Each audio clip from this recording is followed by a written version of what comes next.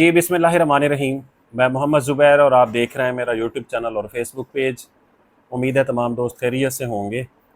अच्छा जी, federal public service commission का इश्तिहार नंबर 3 जो आया था, उसका सिलेबस ऑफिशियली जो है वो एफपीएससी की वेबसाइट पर अपलोड हो चुका है। तो उसके ऊपर बात करते हैं। ख़ास तौर पर मैं सिर्फ एक ही पोस्ट के बारे में बात करूँगा। वो है superintendent BS-16 federal investigation agency FIA के अंदर जो हैं वो 22 सीट्स आई हुई हैं और उनकी जो आखिरी डेट है अप्लाई करने की वो है 31/8/2026। तो आप, क्योंकि मैंने इसके ऊपर पहले वीडियो नहीं बनाई, शायद मैं इंतज़ार कर रहा था कि इसका ऑफिशियल सिलेबस आ जाए तो उसके ऊपर एक तफसीली बात करेंगे। तो FIA में सुप्रीडेंट की जो जॉब है, ये हर हवाले से एक अच्छी जॉब है। मीन अगर आप देखें कि प्रमोशन स्ट्रक्चर इसका मौजूद है। इसके बाद सुप्रीडेंट के बाद ये असिस्टेंट डायरेक्टर बनते हैं और असिस्टेंट डायरेक्टर से डिप्टी डायरेक्टर, असिस्टेंट डायरेक्टर से जो डिप्टी डायरेक्टर की प्रमोशन केडर है, 70% जो है वो असिस्टेंट डायरेक्टर जो डायरेक्टर रिक्रूट होते हैं उन्होंने प्रमोट होना होता है डिप्टी डायरेक्टर के लिए, और 30% जो शेयर है वो सुप्रीडेंट्स का होता है जो नीचे से आ रहे होते हैं। सुप्रीडेंट या इंस्पेक्टर जो होते हैं उन्होंने असिस्टेंट डायरेक्टर से डिप्टी डायरेक्टर बनना होता है। डिप्टी डायरेक्टर का चैनल और डिप्टी डायरेक्टर, असिस्टेंट डायरेक्टर से डिप्टी डायरेक्टर 100% जो है बाई प्रमोशन इनकी जॉब्स जो हैं वो फिल होती हैं और अच्छी खासी इनकी डिप्टी डायरेक्टर की पोस्ट वहाँ पर हैं। प्रमोशन के हवाले से ये एक अच्छी जॉब है। डेफिनेटली सैलरी के हवाले से भी एक अच्छी जॉब है। डे फर्स्ट से रेगुलर जॉब है, पहली बात। और दूसरी बात, सुप्रीडेंट ऑफिस बेस्ड जॉब होती है। ये ऑफिस की माँ ऐसा समझ लें कि होती है। इसके पास पूरे का पूरा रिकॉर्ड होता है हर तरह का। तो से एक बहुत कोर पोजीशन होती है सुप्रीडेंट की किसी भी ऑफिस के अंदर, और पर्टिकुलरली जो FIA है इसके अंदर भी इसी तरह से होगा। टोटल नंबर ऑफ पोस्ट जो हैं वो 22 हैं। 20 साल से लेकर 33 ईयर्स तक मेल फीमेल दोनों इसके ऊपर अप्लाई कर सकते हैं। इसकी जो क्वालिफ़िकेशन है वो है, या तो आपकी 16 ईयर एजुकेशन होनी चाहिए, BA BS किसी भी सब्जेक्ट के अंदर।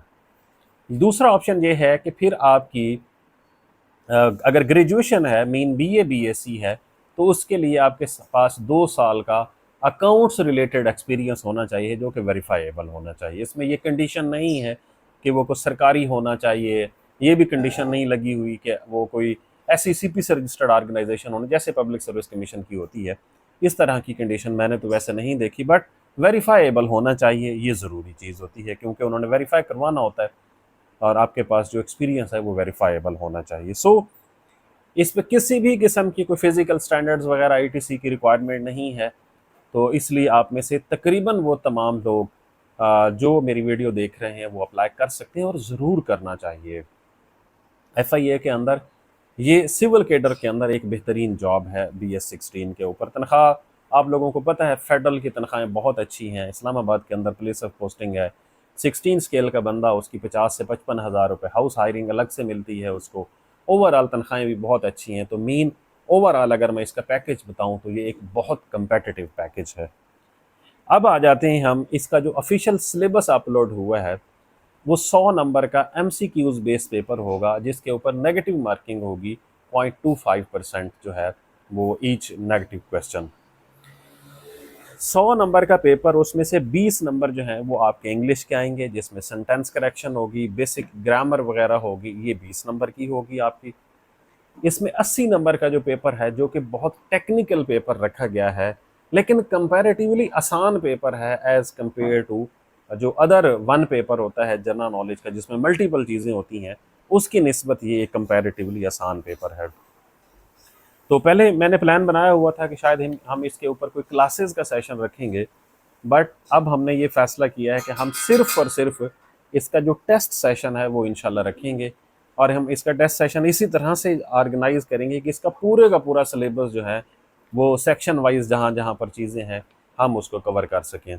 इसकी बहुत मिनिमम फ़ीस होगी हमारी, मतलब 1500 रुपये टोटल फ़ीस होगी हमारी टेस्ट सेशन की, और हम कोशिश करेंगे कि ये जो पूरा का पूरा सिलेबस, अभी मैं आपको इसका पूरा सिलेबस एक्सप्लेन कर पाऊँ कि इसके सिलेबस के हम कोई मतलब 30 से 40 के करीब जो हैं हम टेस्ट डेवलप कर सकें, बट अभी हमने शुरू करने हैं तो इंशाल्लाह इसका जो टेस्ट सेशन है वो इसकी क्लोजिंग डेट है 31। तो आज हम बैठे हैं मेरे ख्याल में 22 या 23 तारीख पे, तो हम इसके जो शुरू करेंगे वो 31 के बाद ही शुरू करेंगे। तो अगर आप में से कोई बंदा हमारे उस टेस्ट सेशन को सिर्फ पर्टिकुलरली ज्वाइन करना चाहेगा तो जो नंबर आप लोगों को ऊपर नज़र आ रहा है इसके ऊपर रब्ता कर सकते हैं। अच्छा जी, अब हम आ जाते हैं इसका जो 80 नंबर का पेपर है वो आप किस तरह से कर सकते हैं। अब क्योंकि मैं रोज़ाना की बुनियाद पर इन तमाम चीज़ों के साथ इंटरेक्ट करता होता हूँ तो इसलिए मुझे ज़रा बेहतर तरीके से अंदाज़ा है कि ये सिलेबस किस तरह से आसान मैं बता रहा हूँ। सबसे पहले है सिविल सर्वेंट एक्ट 1973। अब ये एक ऐसा एक्ट है जिसमें एक सिविल सर्वेंट किस तरह से एक ड्यूटी परफॉर्म करता है, उसकी जिम्मेदारी क्या होती हैं, ऑर्गेनाइजेशन की जिम्मेदारियां क्या होती हैं, और डे टू डे इसके अंदर जो अमेंडमेंट्स होती रही हैं सिविल सर्वेंट एक्ट 1973 के अंदर, इसके अंदर सिविल सर्वेंट रूल्स भी आते हैं। इन्होंने सिर्फ एक्ट लिखा हुआ है लेकिन इसी एक सिविल सर्वेंट एक्ट के अंदर रूल्स भी शामिल हैं, क्योंकि उसके अंदर भी कुछ चीज़ों की बाइफर्केशन या कुछ चीज़ों की डिस्क्रिप्शन दी गई है। तो सिविल सर्वेंट एक्ट जो है इसके अंदर 2026 मार्च 2026 तक इसके अंदर अमेंडमेंट्स होती रही हैं।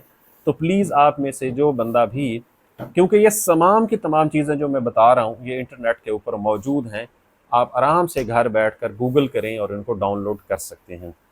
अच्छा, अब सिविल सर्वेंट एक्ट यकीनन 1973 का जो आएगा आपने उसके अंदर अमेंडेड भी लिखना है कि उसकी अब तक जितने भी अमेंडमेंट्स हो चुकी हैं, और सबसे बेस्ट सोर्स जो है establishment division government of Pakistan की जो वेबसाइट है, अगर आप वहाँ से डाउनलोड करेंगे तो आपको 2026 अप्रैल तक जो अमेंडमेंट्स हुई हैं वो वहाँ से मिल जाएगा। अब दूसरा जो है वो है रूल्स ऑफ बिजनेस 1973। ये गवर्नमेंट ऑफ पाकिस्तान के रूल्स ऑफ बिजनेस हैं कि किस तरह से ऑफिस चलाया जाएगा, किस तरह से एक मिनिस्ट्री चलाई जाएगी, किस तरह से ये गवर्नेंस की जाएगी। ये रूल्स ऑफ बिजनेस हैं, बहुत आसान है रूल्स ऑफ बिजनेस।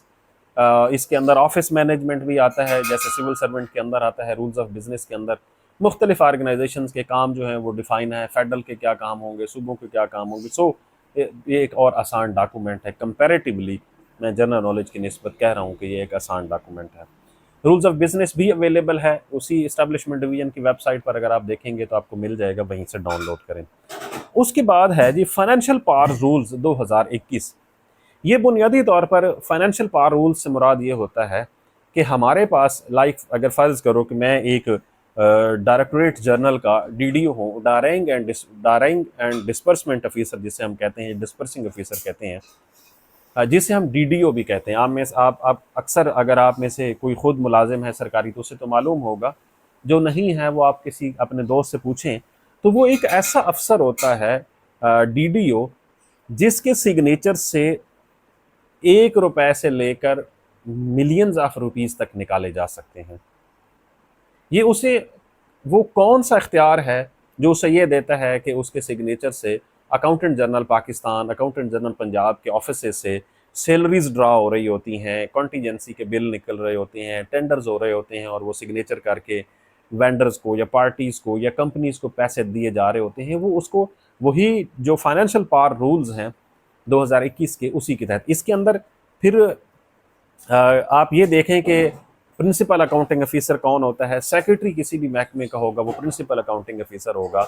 इसी तरह कैटेगरी 1 का ऑफिसर होता है, कैटेगरी 2 का होता है, कैटेगरी 3, उनकी पावर्स हैं 10 लाख रुपए तक। कैटेगरी 3 का जो डीडीओ होता है वो विदाउट मतलब हायर अप्स तक भेजे हुए फाइल वो 10 लाख तक दे सकता है। इसी तरह 30 लाख रुपए तक कैटेगरी जो मतलब 1 का ऑफिसर होता है वो दे सकता है। इससे ऊपर जो है वो principal accounting officer mean secretary जो महकमे का होता है वो अप्रूवल देता है।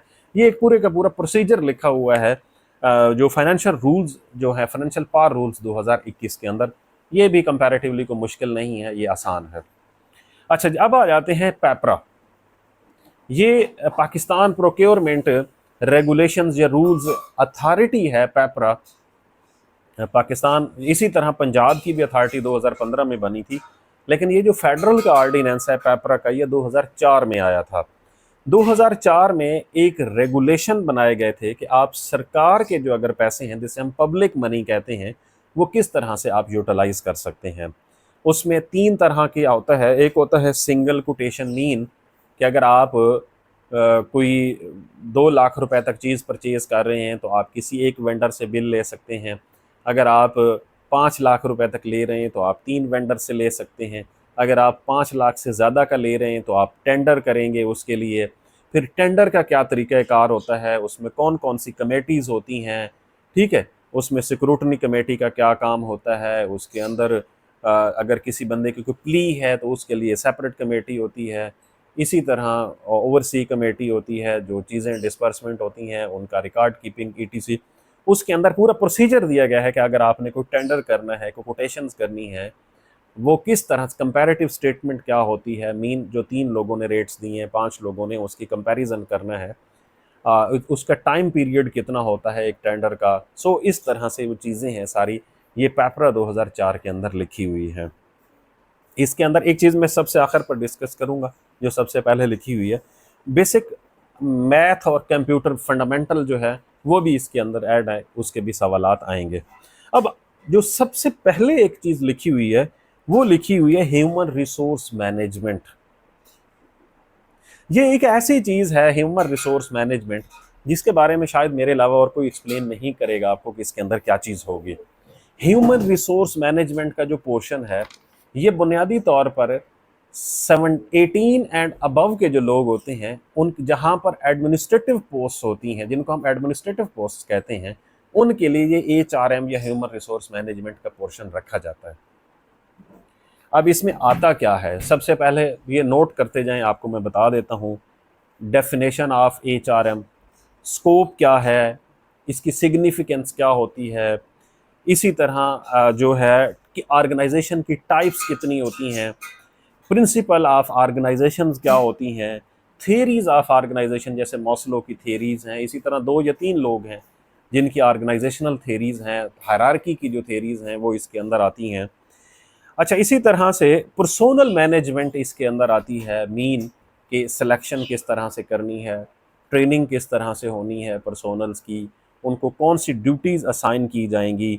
मतलब अगर आप देखें इसी के अंदर कम्युनिकेशन स्किल्स आती हैं, पब्लिक रिलेशन जो हैं वो किस तरह से होंगे, उसके प्रिंसिपल्स क्या हो सकते हैं पब्लिक रिलेशंस के। ये तमाम की तमाम चीज़ें जो हैं ये ह्यूमन रिसोर्स मैनेजमेंट के अंदर आती हैं। अब अगला क्वेश्चन ये है कि ये जो ह्यूमन रिसोर्स मैनेजमेंट है, इसका हम डाटा कहाँ से ले सकते हैं। सिंपल आपको मैं एक बात बताऊं, आप जब ह्यूमन रिसोर्स मैनेजमेंट के ऊपर आप जब नेट पर सर्च करेंगे तो आपको ये मुख्तलिफ तरीके से सर्च करें। एक तो थेरीज़ हैं, वो आप सर्च करें ह्यूमन रिसोर्स मैनेजमेंट की, तो 2 लोगों की थेरीज़ आएंगी इंटरनेट के ऊपर, आप उसको डाउनलोड करें और उसको पढ़ें। उसके अंदर ऑर्गेनाइजेशन की टाइप्स लिखी हुई होंगी, 5 उसके अंदर टाइप्स जो हैं वो एक्सप्लेन की गई हैं, और इंशाल्लाह एज इट इज़ वही 5 की 5 टाइप्स जो हैं इसके अंदर आने वाली होती हैं। क्योंकि इस ह्यूमन रिसोर्स मैनेजमेंट पर्टिकुलरली जो मैं बता रहा हूँ, मतलब कोई ऐसी चीज़ इसके अंदर ऐसी नहीं है जो कोई अनविजिबल हो या आपको कुछ अंडरस्टैंडेबल ना हो। ये बहुत आसान है कंपैरेटिवली, मैं अगर कहूँ करंट अफेयर्स के, कंपैरेटिवली मैं कहूँ जनरल नॉलेज के, क्योंकि उसमें बहुत ब्रॉडर पर्सपेक्टम होता है और हमारे एग्जामिनर के पास बहुत चॉइस होती है। इसके अंदर एग्जामिनर के पास कोई चॉइस नहीं होगी। दूसरे नंबर पर आपने क्या करना है, सिंपल आपने इंटरनेट के ऊपर लिखना है ह्यूमन रिसोर्स मैनेजमेंट के ऊपर, कोई ना कोई आपको किताब जो है डाउनलोड करें।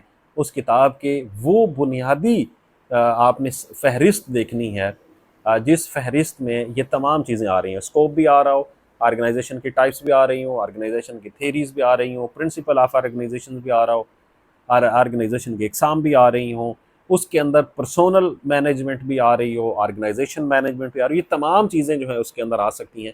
मैं कोशिश करूँगा आने वाले दिनों के अंदर इसके ऊपर कोई 2-3 लेक्चर्स रिकॉर्ड करूँ। मतलब बहुत आसान है, और बट मतलब subject to the availability of time है। इंशाल्लाह अगर हुआ तो मैं ज़रूर इसके ऊपर बात करूँगा, but quite easy according to me, this is the quite easy if we compare it with the general knowledge syllabus. तो अगर ये आप पे डिपेंड करता है कि आप जो है वो अब इसको किस तरह से कर सकते हैं। तमाम का तमाम डाटा ऑनलाइन अवेलेबल है। You have to visit Google, और आप ऑर्गेनाइजेशंस की वेबसाइट देखें, सिंपल इस्टेब्लिशमेंट डिवीज़न की वेबसाइट देखें, वहाँ से ये चीज़ें डाउनलोड करें। सिंपल आपका काम बन जाएगा इंशाल्लाह। और अगर आप लोग हमारे टेस्ट सेशन को ज्वाइन करना चाहेंगे, जो कि क्लोजिंग डेट के बाद शुरू होगा, 31 के बाद, मीन अगर 31 आखिरी डेट है तो हम कोशिश करेंगे कि इसको 2 तारीख से शुरू करें। तो अगर आप में से कोई बंदा उसको ज्वाइन करना चाहेगा तो डेफिनेटली उसको उसका बहुत फ़ायदा होगा। अल्लाह हाफिज़।